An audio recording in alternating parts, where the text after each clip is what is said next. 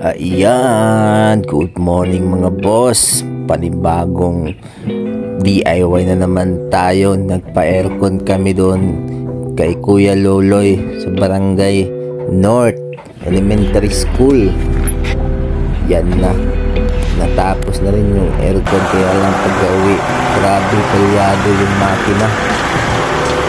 Nag-kaos. Knocking na knocking. Pangit yung minor niya. Ito na yung resulta ng pagpapa-aircon. Kaya basic muna tayo. Gawin natin yung mga basic checking method sa spark plug mga boss. Yan, napansin ko talagang mahina na yung, lalo na yung sa number 4. Mahina na yung response doon. Saka lahat may response pero di din ganun kalakas. Kaya nag-decide ako na palitan lahat. Yan na yung resulta. Yung pinalit ko lang din mga savings na nilinisan. Ganda na ng minor niyan. Pinong-pino.